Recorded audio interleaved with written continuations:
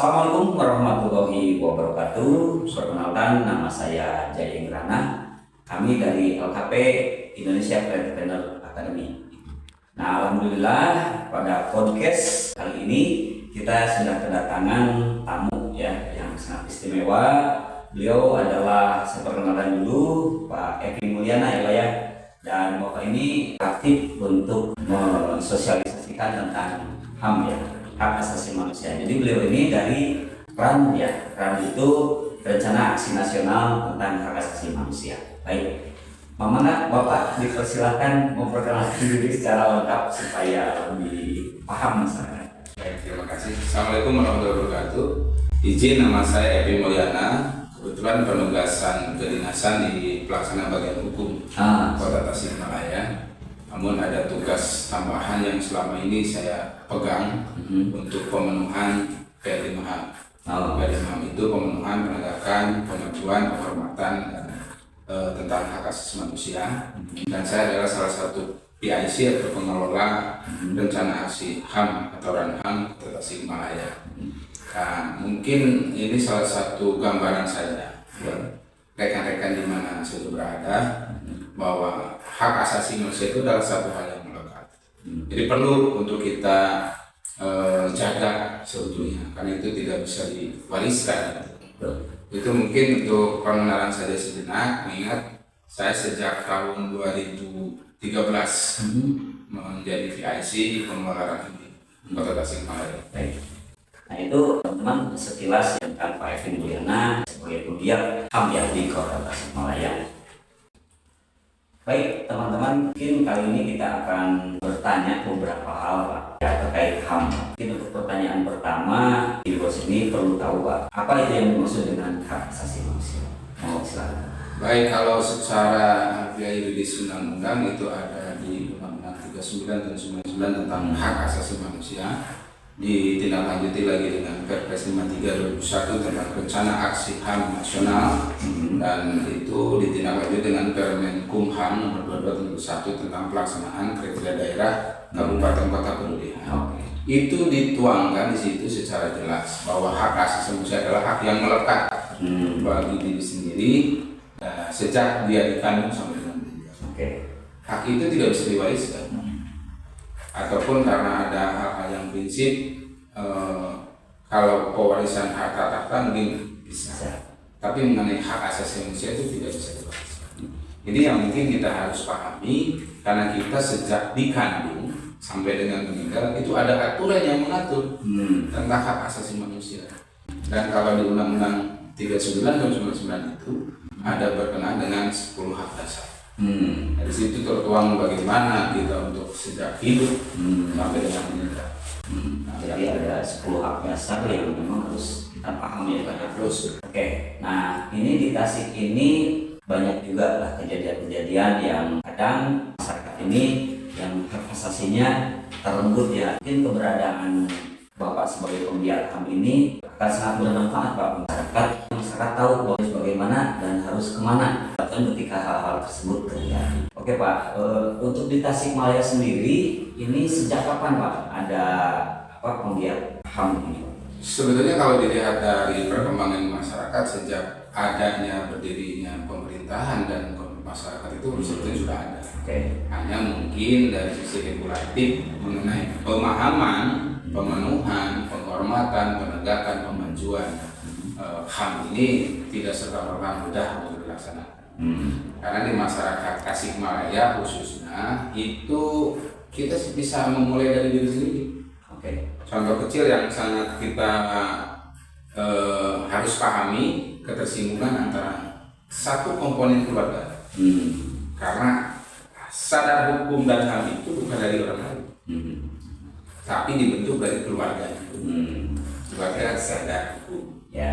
Nanti kalau sudah terbentuk dari keluarga itu akan menjadikan sesuatu hal yang menjadi prinsip bahwa setiap orang itu akan mengerti, memahami apa itu hak asasi manusia. Contoh kecil, adik kakak itu berbeda prinsip. Yang satu suka musik keras, yang satu tidak bisa keras. Satu rumah yang sama, tapi pada saat berbarengan keinginannya disatukan itu bisa berbenturan. kata satu sisi ini melanggar hak, melanggar hak. Nah, ini yang harus dipertegas. Karena di sisi yang lain kita harus menghormati kebiasaan orang lain. Di satu sisi kita juga harus mengerti keadaan orang lain. Itu yang menjadi tolak ukur untuk dikembangkan di masyarakat. Nah, di Kota Tasikmalaya sendiri itu sejak tahun 2012 kita alhamdulillah sampai dengan 2023 kemarin yang diumumkan oleh Pak Presiden melalui Menteri Hukum dan HAM, kita sudah mendapat predikat Kota Peduli HAM. Untuk 11 kali. 11 kali. 11 kali. Piagam penghargaan dari Menteri 10 kali dan satu piagam dari Kanwil. Dalam hal ini di Tasikmalaya itu kita juga berterima kasih kepada para pendiri Tasikmalaya. Karena dengan adanya pemerintahan kabupaten dan kota itu sendirinya dengan memberikan hak pemajuan untuk wilayah masing-masing baik kabupaten maupun kota. Nah, di Kota Tasikmalaya sejak 2013 itu sampai dengan sekarang, kenapa berjalan dengan baik? Kenapa mendapat predikat Kota Peduli HAM? Karena sejak itu dibentuk juga yang namanya kelompok kerja atau Pokja. Rencana nasional itu yang terdiri dari beberapa unsur. Ada unsur akademisi, ada unsur pemerintahan, ada unsur tokoh masyarakat yang mewakili untuk bisa memahami, menegakkan pemajuan dan mengembangkan pemahaman tentang HAM di Tasikmalaya. Nah itu teman-teman ya, jadi kita semakin paham bagaimana HAM yang ada di Kota Tasikmalaya ternyata mendapatkan 11 predikat ya. Apa namanya tadi? Kota Peduli HAM ya, 11 predikat Kota Peduli HAM, 10 dari Presiden, kementerian dan satu dari kantor wilayah. Kita ke pertanyaan selanjutnya nih Pak. Ini bukan menginterogasi. Siap. Nah, Pak, ini untuk masyarakat nih Pak.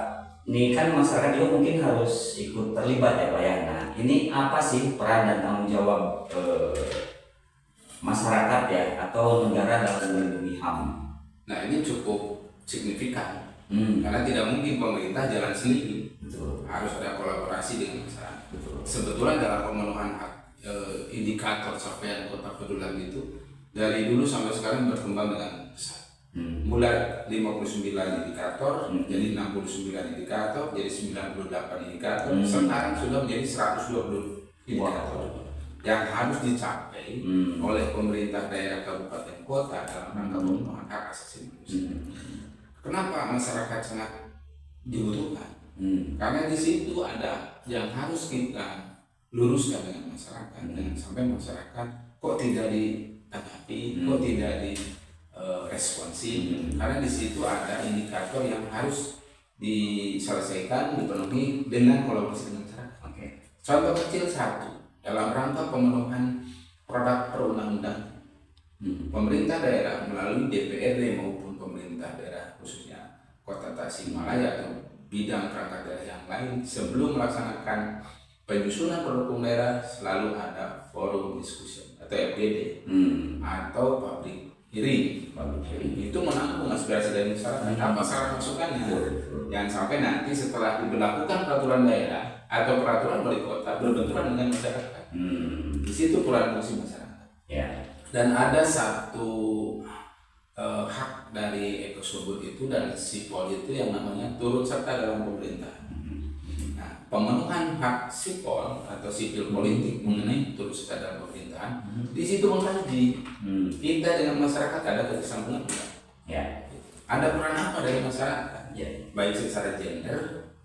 Nah, gender itu bukan perempuan saja nih. Ini kebanyakan gender itu berarti perempuan ya.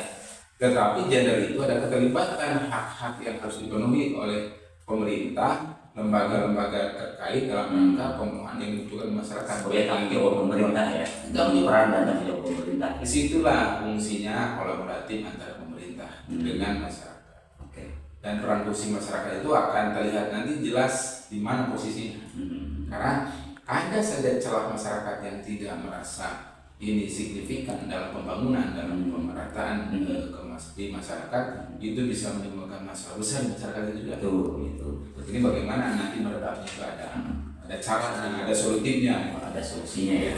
Oke, siap. Nah, jadi teman-teman ya silakan ya kalau memang ini bisa mengenai beliau nih ya untuk masalah HAM ya yang memang betul-betul harus ditangani ya Pak ya. Oke. Nah, selanjutnya nih Pak nih untuk instrumen hukum ya tentang HAM yang ada di Tasikmalaya ini apa saja nih Pak? Sebetulnya kalau instrumen dari hukum dan HAM ini cukup simultan. Karena dari mulai kita sisi pemerintah menegakkan melalui regulatif itu juga salah satu sisi indikator pembangunan. Ya. Yang kedua, tadi juga sampaikan keterlibatan masyarakat. Yang ketiga itu dalam rangka evaluasi peraturan daerah yang ditegakkan di wilayah tertentu, contoh Tasik, perlu ada pemahaman dari masyarakat. Ya. Karena tidak serta-merta imbasnya nanti kalau sudah jadi produk hukum malah mandul. Nah itu yang menjadi kita harus bergerak di masyarakat, pola dan sosialisasi misalnya di karena di kita juga ada program-program yang harus disampaikan ke masyarakat dalam rangka pemahaman produk hukum daerah, baik produk hukum daerah maupun produk hukum nasional yang namanya sosialisasi produk peraturan perundang-undangan pusat dan daerah. Dan dari sisi itu lagi kita juga ada yang harus kita penuhi. Salah satunya adalah diseminasi. Nah, diseminasi baik itu ke masyarakat umum, mahasiswa dan pelajar dalam rangka pemajuan, pemahaman, pemenuhan hak asasi manusia.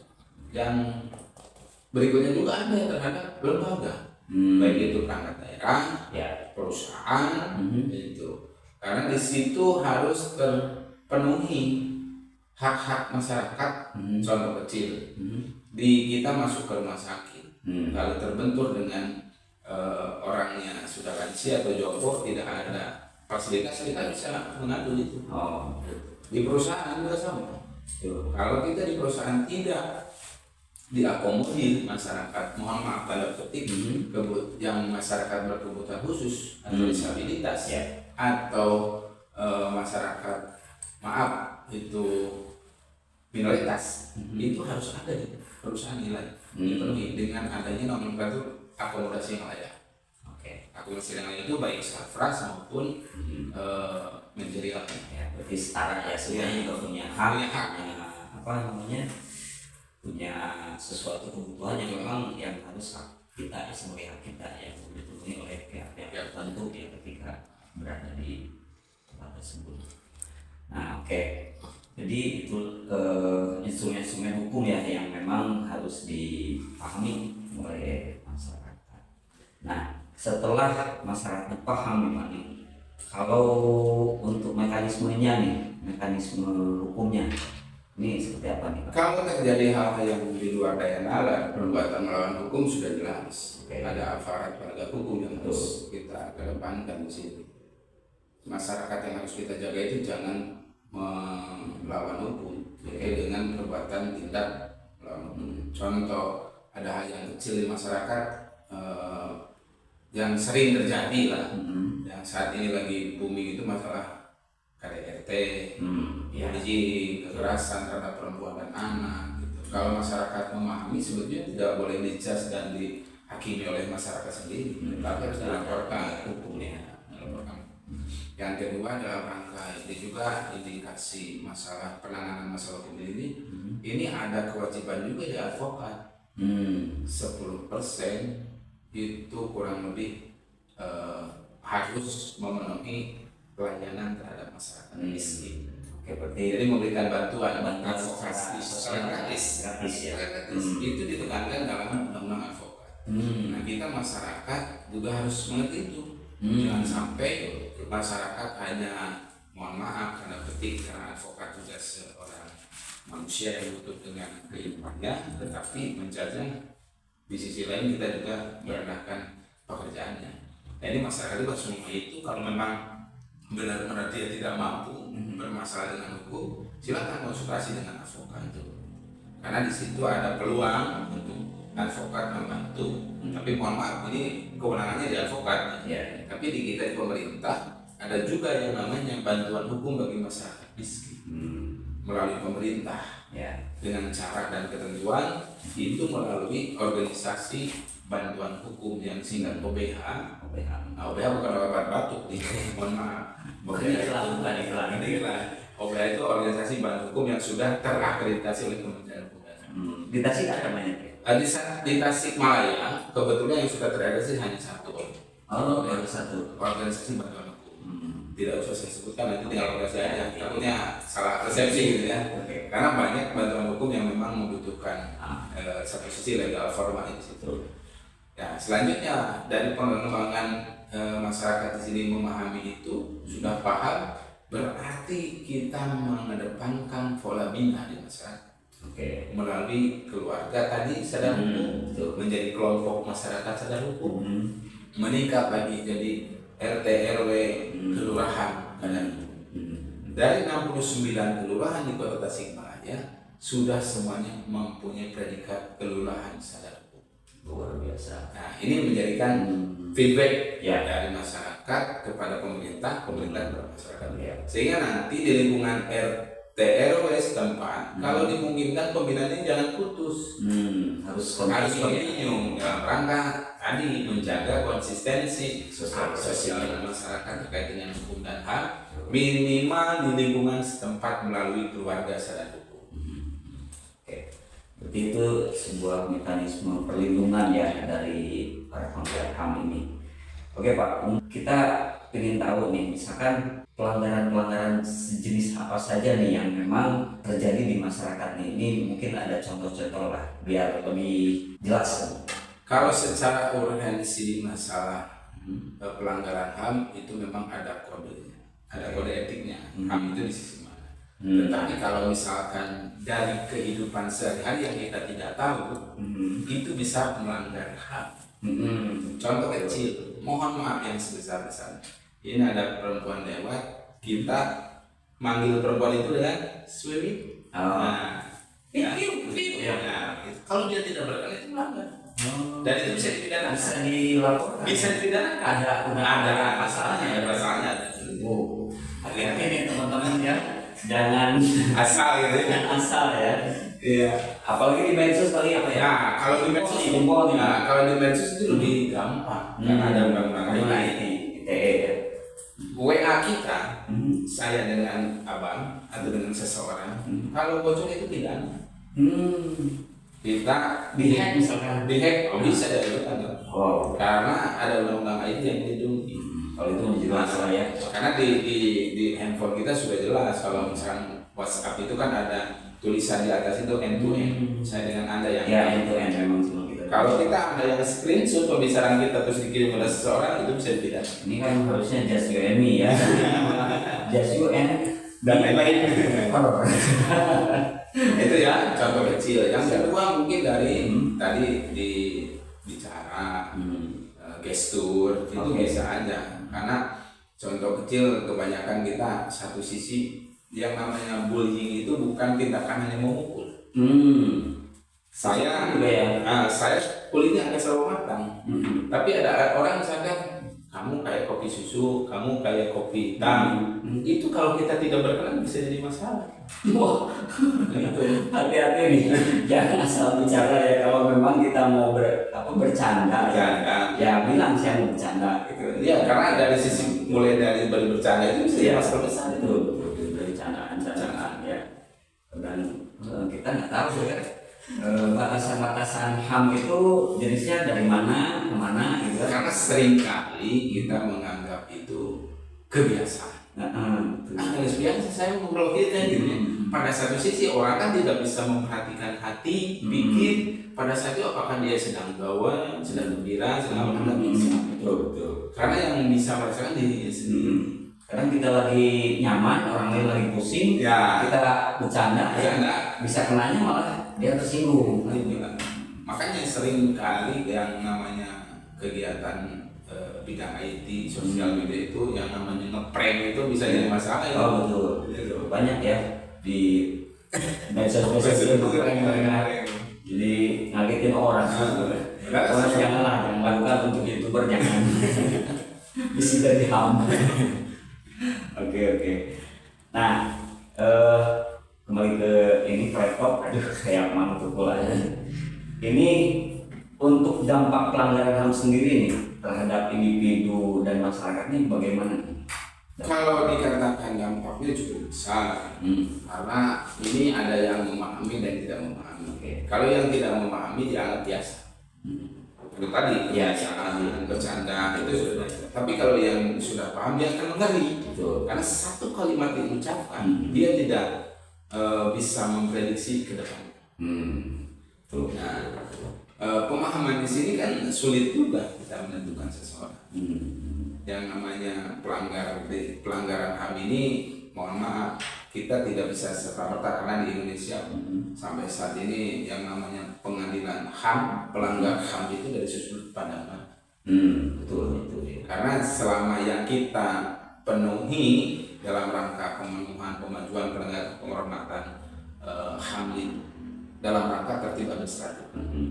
Kota Taksi 11 kali berturut-turut sebagai kota peduli HAM, catatannya itu dilaporkan oleh kantor staf presiden melalui Menteri Hukum dan HAM, dibawa ke Jenewa, ke sidang PBB.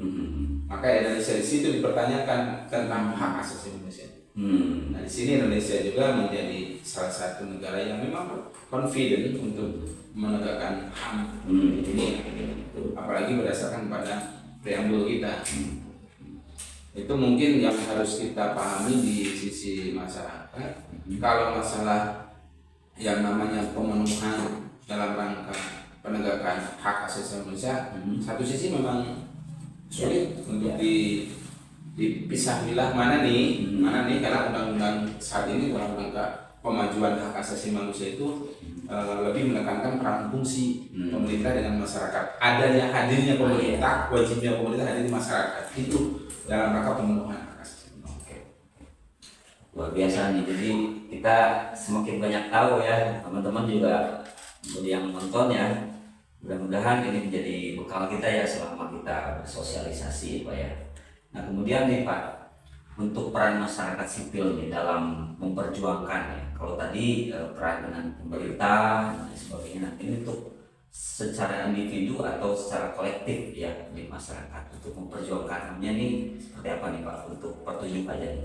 Kalau misalkan di masyarakat sebetulnya bisa diukur dengan adanya rencana aksi dan pelaksanaan aksi. Contoh kecil, masyarakat yang mau mengikuti bidang pelatihan kewirausahaan itu sudah memenuhi unsur hak asasi manusia. Setahun ini ada hak yang mengatur dan diwajibkan mengenai peningkatan perempuan kepala keluarga di bidang UKM. Nah, kepala keluarga di situ bukan tanda petik perempuan seorang yang tidak memiliki suami, tetapi perempuan di situ kalau berdasarkan regulasi ada juga yang diatur oleh di dinas KB itu terkait dengan PK. Perempuan sebagai kepala keluarga atau tulang punggung keluarga. Nah, masyarakat bisa timbal balik membantu penyelenggaraan pemenuhan HAM itu. Mana yang UMKM sudah jalan, mana yang belum, silakan kolaborasi dengan dinas perangkat untuk memenuhi unsur. Karena di situ akan tersajikan perangkat daerah membantu UMKM, UMKM membantu perangkat daerah dalam rangka pemenuhan hak asasi manusia. Itu. Yang kedua, masyarakat itu bisa berjalan dalam rangka pemenuhan hak asasi manusia itu berawal dari tadi adanya keluarga sadar hukum. Dari keluarga itu terbentuklah wilayah, baik kampung, RT, RW, kelurahan sadar hukum. Karena indikator capaian kelurahan sadar hukum itu diawali dari situ. Masyarakat bisa ikut mengkaji, mengevaluasi, memberikan advice kepada pemerintah ataupun masyarakat lainnya kaitan dengan pemenuhan HAM. Nah, yang terakhir di masyarakat seringkali adanya ketersinggungan satu dengan lain. Nah, ini yang harus kita jaga. Yang kita bicarakan tadi, satu sisi orang tidak bisa menyelami hatinya. Nah, ini yang perlu kita kaji itu bagaimana kita meredam satu sisi pokok masalah yang terjadi di lapangan, jangan sampai bermuaranya di proses pengadilan. Maka sekarang pemerintah melalui program yang namanya Darkum tadi itu adanya dibentuk penilaian secara individual melalui penilaian Paralegal Justice Award bagi kepala desa dan lurah. Jadi ada masalah masyarakat internal di lingkungan tersebut harus mampu diselesaikan oleh pimpinan wilayahnya. Hijau. Nah, ini salah satu program pemerintah membantu masyarakat agar masyarakat proaktif. Ya, proaktif dalam juga dari wilayah. Oke, baik Pak. Itu kan beberapa implementasi juga ya Pak ya tentang HAM di Tasikmalaya ini.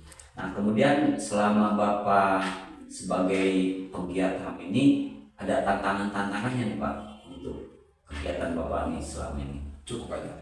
Apa aja kayaknya? Ya kita tahu ya apa saja nih kendalanya nih. Nah, kalau kendalanya kan tidak semua masalah yang kita hadapi itu dengan mudah membalikan telapak tangan. Betul. Satu dari sisi pemangku kebijakan. Pimpinan selama ini di Kota Tasik syukur alhamdulillah. Sejak bergulirkannya penilaian, sejak digulirkannya format isian kepada perangkat dan pemerintah daerah, ada penegasan dari pimpinan, wajib ikut serta dan wajib dilaksanakan. Apalagi kaitan dengan implementasi di pemerintahan ini sudah turun-temurun dari sejak wali kota di Kota Tasik dengan adanya ini sampai dengan yang terakhir ini cukup konsisten.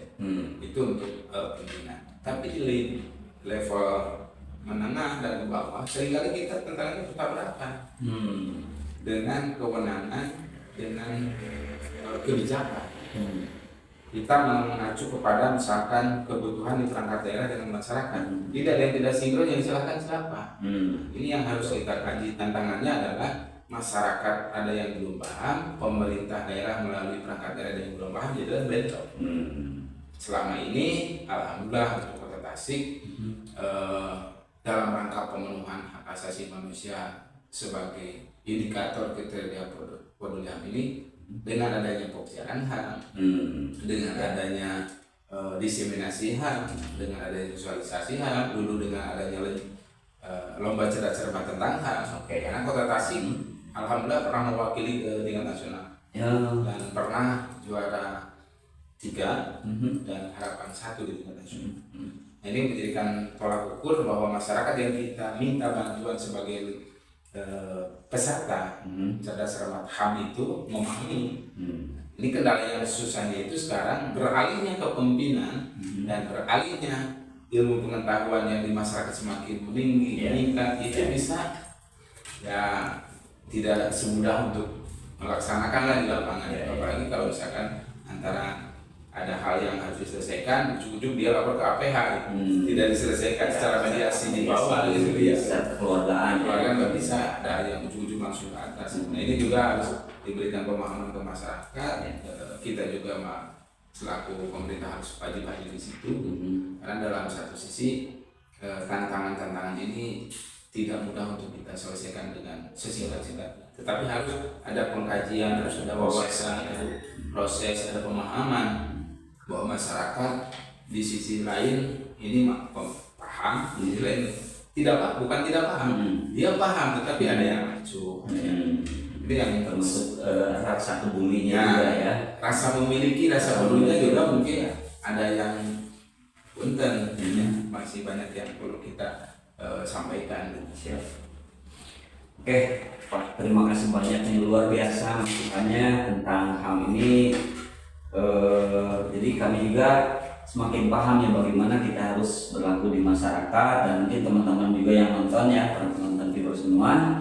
Nah, itulah tentang sedikit tentang HAM ya, yang mungkin untuk lebih jauhnya nanti bisa datang atau komunikasi langsung dengan Pak Epi Mulyana ya, bisa hubungi ke LKP Indonesia Creative Planner Academy ya. Jadi kita bisa ngobrol lebih jauh lah untuk masalah-masalah yang ada di masyarakat, terutama khususnya tentang HAM lah, pelanggaran HAM dan sebagainya. Mungkin ada sedikit statement closingnya untuk masyarakat lah. Ya, sekali lagi kepada Bapak Ibu masyarakat Kota Tasikmalaya dan Tasikmalaya sekitarnya, mengenai kriteria kota peduli HAM yang diraih oleh Kota Tasikmalaya semata-mata bukan hasil kinerja kami, tetapi inilah kinerja masyarakat Tasikmalaya yang senantiasa memberikan support, dukungan, pemahaman mengenai HAM di Tasikmalaya. Sehingga Kota Tasikmalaya sampai saat ini alhamdulillah sudah 11 kali sebagai kota peduli HAM, dan mohon doa untuk tahun 2024 ini kita sedang berjuang penilaian untuk ke-12 kali dalam rangka kriteria peduli HAM, dan juga sedang melaksanakan penilaian aksi HAM tahun 2024. Karena ada 2 indikator penilaian yang berbeda substansi. Yang kalau kriteria Kabupaten Kota Peduli HAM itu kita mengacu kepada dasarnya regulasi pelaksanaan tugas dan pengembangan masyarakat sebelum di tahun satu tingkatnya. Kalau 2024 berarti penilaian untuk tahun 2023. Kalau sedang aksi HAM itu penilaian yang sedang berjalan. Kalau berjalan, maka kami mohon dukungan kepada masyarakat Tasikmalaya bagaimana kita mengimplementasikan Tasikmalaya. Sebab satu saja ada hal yang mungkin prinsipil tidak bisa kita laksanakan, mengurangi kriteria penilaian, dan juga nanti kedepannya ini yang cukup berat itu adalah adanya monitoring evaluasi secara langsung dari kementerian. Itu tidak bisa bicara dengan kita langsung lapangan, ngecek ke masyarakat ya. Ngecek ke masyarakat. Contoh kecil di perusahaan, di BUMN atau itu di pemerintah, tidak tersedianya layanan terhadap perempuan khususnya bagi yang sedang menyusui atau ruang pojok ASI atau ruang laktasi. Itu salah satu unsur bahwa masyarakat atau pemerintah koleksi tidak peduli dalam hal. Oke, luar biasa.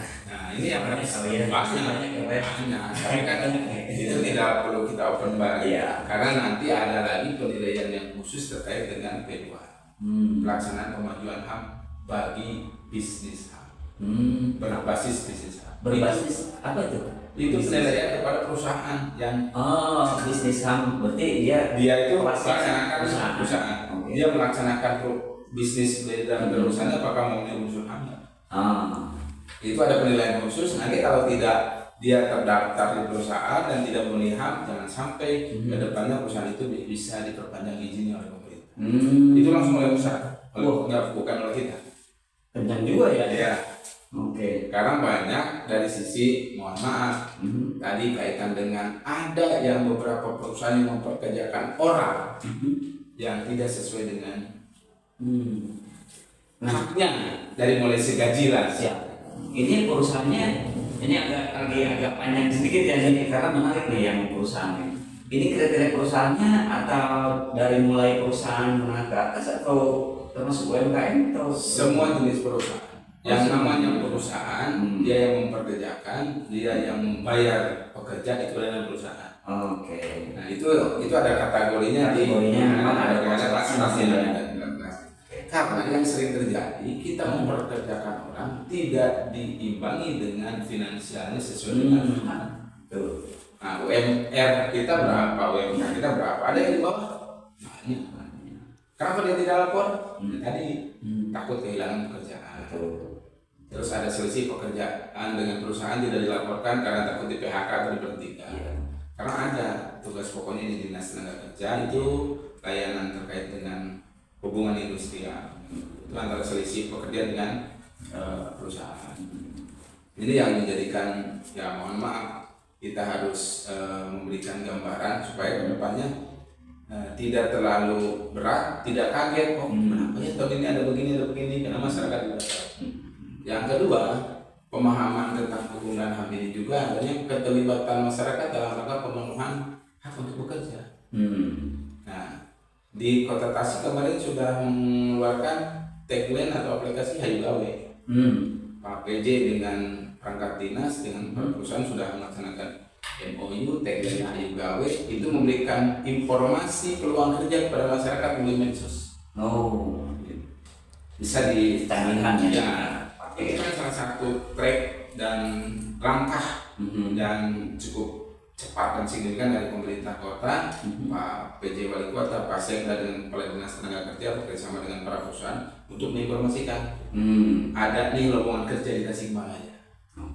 Gitu. Ini kan salah satu unsur pemenuhan indikator hak asasi manusia bidang tenaga kerja. Karena ada hak atas pekerjaan yang harus itu. Jangan sampai banyak yang nganggur ya.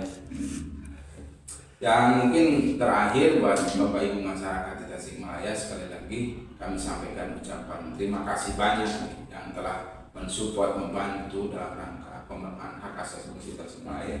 Yang kedua, kami sebagai PIC pengelola administratif mohon maaf apabila selama ini baik secara pribadi maupun kedinasan mungkin masih jauh dari kata baik dan sempurna, karena kami juga masih memerlukan dukungan dan support dari masyarakat Pak. Itu saja mungkin. Salam dari kami, Sapaham, Indonesia Maju, HAM lebih baik. Sapaham ya, Sapaham. Oke. Nah itu masyarakat Tasik, para viewers semuanya. Jadi alhamdulillah kita sudah kupas ya. Tapi nggak tuntas. Tapi memang cukup. Harus berkesinambungan ini. Ya, kita baru awal ya, kita baru pertama kali alhamdulillah kedatangan Pak Epi Mulyana ini. Kita sudah sedikit terbuka mengenai HAM ya, baik pemerintah, masyarakat, ya semuanya, jenis-jenisnya dan kriteria-kriterianya semuanya kita udah sampaikan secara umum ya, tugas dan luas oleh Pak Epi Mulyana. Baik Pak Epi, terima kasih banyak waktunya sudah meluangkan waktu ke sini. Mudah-mudahan nanti ke depan kita lebih jauh lagi ya Pak ya untuk membicarakan tentang masalah HAM. Baik teman-teman dimanapun berada, khususnya untuk warga Kota Tasikmalaya, silakan ya kalau ada yang mau komentar silakan tulis di kolom komentar di bawah ya. Jadi bagaimana misalkan ada hal yang mau ditanyakan atau menambahkan ya, ada yang paham tentang HAM silakan di komentar. Ya kalaupun mau ada yang sama-sama kita sebagai penggiat HAM, mari. Oke. Sangat terbuka. Silakan bergabung ya dengan Pak Epi ya. Mau dicantumkan nggak ini nomor kontak atau ada email? Yang nggak usah ya, atau kita Nanti bisa ke LKP Ica aja ya. Oke, supaya ada komunikasi dong. Oke, betul. Jadi hubungi aja ya, langsung aja komen di bawah. Kalau enggak mau DM atau mau kirim ke email silakan. Oke, terima kasih banyak sudah menyaksikan podcast kami ya. Mudah-mudahan ini memberikan manfaat untuk teman-teman semua. Jangan lupa subscribe, like, komen dan share ya, supaya teman-teman yang lain bisa mendapatkan manfaat dari podcast kami ini. Assalamualaikum warahmatullahi wabarakatuh. Mohon maaf bila ada kekurangan dan kesalahan dari kami. Terima kasih.